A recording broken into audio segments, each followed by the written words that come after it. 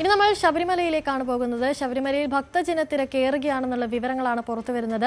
25,000-ലധികം അയ്യപ്പന്മാർ ഇന്ന് ശബരിമല ചവിട്ടി. 7,412 ഭക്തർ സ്പോട്ട് ബുക്കിംഗിലൂടെ സന്നിധാനത്തെത്തി. അതിനിടെ ശബരിമലയിൽ പോലീസ് ബാരക്കിലെ ജനാല അടർന്നു വീണ അപകടമുണ്ടായി. തലനാരിഴയ്ക്കാണ് തീർത്ഥാടകർ രക്ഷപ്പെട്ടത്. കൂടുതൽ വിവരങ്ങളുമായി സന്നിധാനത്ത് നിന്നും സാരംഗ് സുധാകരൻ ചേരുന്നുണ്ട്. സാരംഗ്, ഇന്ന് വലിയ തരത്തിലുള്ള തിരക്ക് അനുഭവപ്പെടുന്നുണ്ടോ? അതുപോലെ തന്നെ ഈ അപകടം അതെങ്ങനെയാണ് ഉണ്ടായത്? അനുശ്രീ, കഴിഞ്ഞ ദിവസങ്ങളേക്കാൾ കനത്ത തിരക്കാണ് ഇന്ന് അനുഭവപ്പെടുന്നത്. രാവിലെ മുതൽ തന്നെ 25,000-ലധികം ഭക്തരാണ് ശബരിമലയിലേക്ക് എത്തിയത്.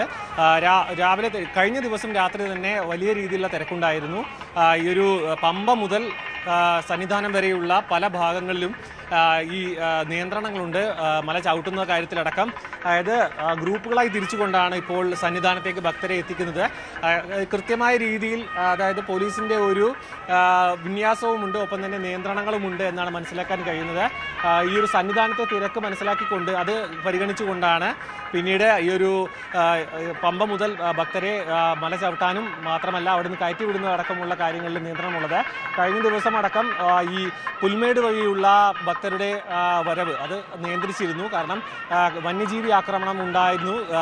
ഒരു ഭക്തൻ്റെ, അതായത് ഒരു അയ്യപ്പൻ വരുന്ന വഴിയിൽ കാട്ടാനയുടെ ആക്രമണം ഉണ്ടായിരുന്നു. ആ ആക്രമണത്തെ തുടർന്ന് വന്യജീവി സാന്നിധ്യം കൂടുതലായി കണ്ടതുകൊണ്ട് തന്നെ ഇത്തരത്തിൽ ഈ ഒരു പുൽമേട് വഴിയുള്ള അയ്യപ്പന്മാരുടെ വരവിൽ കൃത്യമായ നിയന്ത്രണങ്ങൾ ഏർപ്പെടുത്തിയിട്ടുണ്ട്. 12 മണിക്ക് ശേഷം അതുവഴി ഇപ്പോൾ കയറ്റി വിടുന്നില്ല. മാത്രമല്ല, ഈ ഒരു ഭക്തന്മാരെല്ലാവരും കടന്നു വന്നില്ല എങ്കിൽ ഈ ഒരു പോലീസും ഒപ്പം തന്നെ ഫോറസ്റ്റ് ഡിപ്പാർട്ട്മെൻറ്റ് അടക്കമുള്ള എല്ലാ ഭാഗങ്ങളിലും നിന്നുമുള്ള തിരച്ചിലടക്കം നടത്തേണ്ടതുണ്ട്. അത് നിലവിലെ സാഹചര്യത്തിൽ വലിയ ബുദ്ധിമുട്ടും പോലീസിനെ അത് നേരിടുന്നുണ്ട്.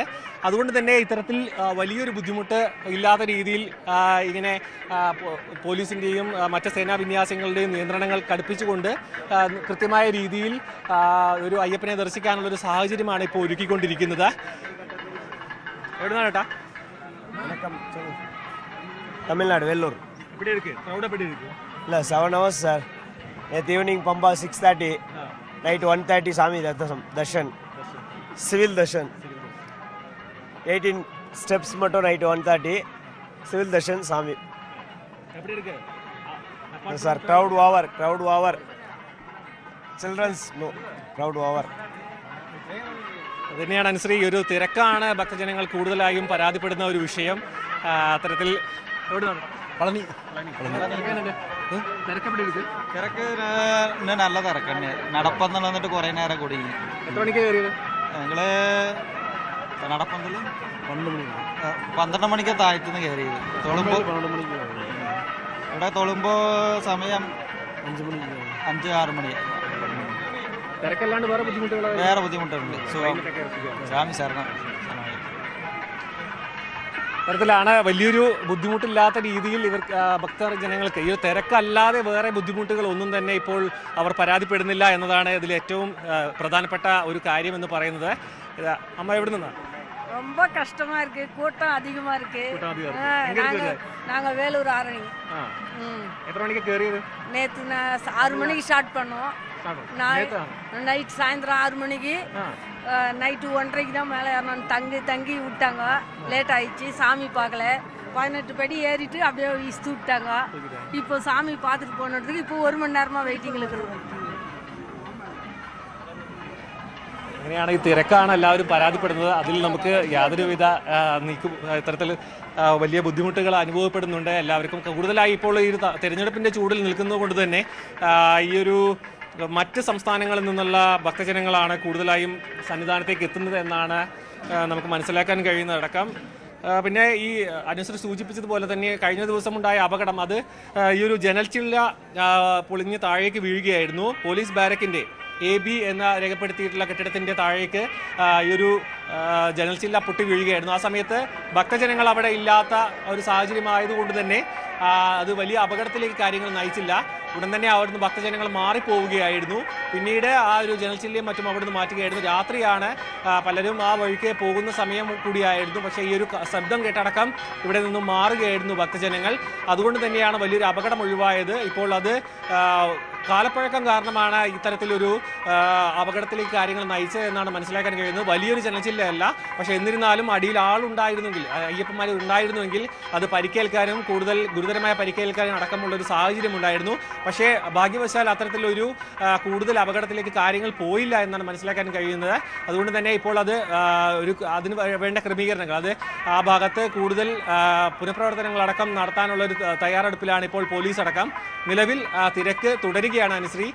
ഇന്ന് കൂടുതൽ ഭക്തജനങ്ങൾ എത്താനുള്ളൊരു സാധ്യതയുണ്ട്. കാരണം രാവിലെ തന്നെ 25,000-ലധികം എന്ന് പറയുമ്പോൾ ഇനി വരുന്ന മണിക്കൂറിൽ കൂടുതൽ തിരക്ക് ഇനിയും ഉണ്ടാവാനുള്ള സാധ്യതയുണ്ട്. അത് കണക്കിലെടുത്തുകൊണ്ട് തന്നെ സാഹചര്യത്തിൽ പലപ്പോഴും ഈ അയ്യപ്പന്മാർ 2 തവണ ദർശനം നടത്തുന്ന സാഹചര്യങ്ങളൊക്കെ ഉണ്ടാവാറുണ്ട്. അങ്ങനെയുള്ള കാഴ്ചകളൊക്കെ നമ്മൾ കാണുന്നതാണ് വാർത്തകളിലൂടെയൊക്കെ.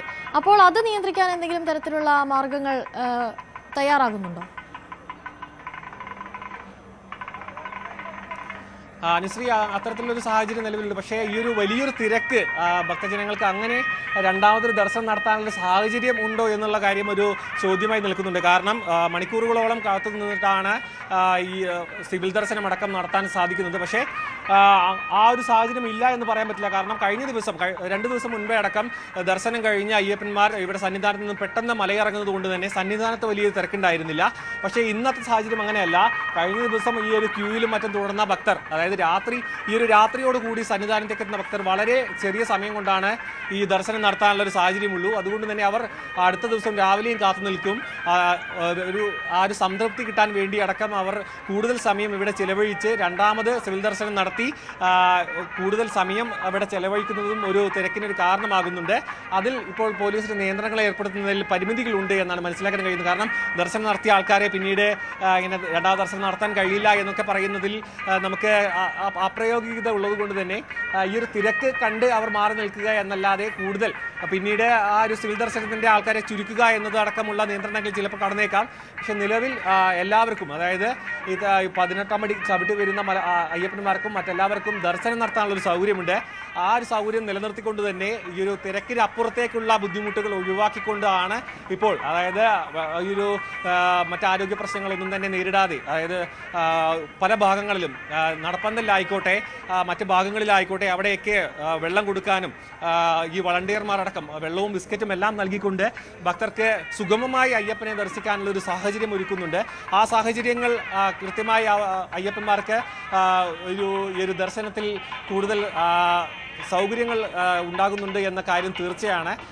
തിരക്കുണ്ടെങ്കിൽ പോലും ഈ ഒരു നിലവിലെ സാഹചര്യങ്ങൾ കാലാവസ്ഥയടക്കം അനുകൂലമായതുകൊണ്ട് ഭക്തർക്ക് മറ്റ് ബുദ്ധിമുട്ടുകളില്ല. അതായത് ഒരാഴ്ച മുൻപടക്കം നോക്കുകയാണെന്നുണ്ടെങ്കിൽ ചെറിയ രീതിയിൽ മഴയും കനത്ത തണുപ്പുമായിരുന്നു. ഇപ്പോൾ ഒരു നാട്ടിലെ പോലെ തന്നെ ഒരു സാഹചര്യം, അതായത് ചെറിയൊരു തണുപ്പുണ്ടെന്ന് മാത്രമേ ഉള്ളൂ. പക്ഷേ അല്ലാത്ത രീതിയിൽ നോക്കുകയാണെങ്കിൽ കാലാവസ്ഥ വളരെ അനുകൂലമാണ്. തിരക്കല്ലാതെ ബാക്കി എല്ലാ രീതിയിലും സുഗമമായൊരു ഇത്തരത്തിലുള്ളൊരു ദർശനം നടത്തുക. പിന്നീട് ഈ ഒരു പോലീസിൻ്റെ കൃത്യമായ ഒരു നിയന്ത്രണമുണ്ട്. അതായത് ഗ്രൂപ്പുകളായി തിരിച്ചുകൊണ്ടാണ് കയറ്റിവിടുന്നത് നേരത്തെ സൂചിപ്പിച്ചിരുന്നു. അതുകൊണ്ട് മാത്രമല്ല ഈ ഒരു മറ്റ് സേനാ വിഭാഗങ്ങളടക്കം സന്നിധാനത്ത് ഉള്ളത് കൊണ്ട് തന്നെ കൃത്യമായ ഒരു ഏകീകരണം ഈ ഒരു സേനാ വിന്യാസത്തിലടക്കമുണ്ട്. ആ ഒരു തരത്തിൽ മറ്റ് ബുദ്ധിമുട്ടുകളില്ലാതെ ഇപ്പോൾ അയ്യപ്പന്മാർ തിരക്കൊഴികെ മറച്ചു നോക്കുകയാണെന്നുണ്ടെങ്കിൽ സുഗമമായി ദർശനം നടത്തി മടങ്ങുന്ന ഒരു കാഴ്ചയാണ് സന്നിധാനത്ത് നിന്ന് നമുക്ക് കാണാൻ കഴിയുന്നത്. അനുസരിച്ച് ശരി, സാരംഗ് സുധാകരനാണ് കൂടുതൽ വിവരങ്ങൾ നൽകിയത്.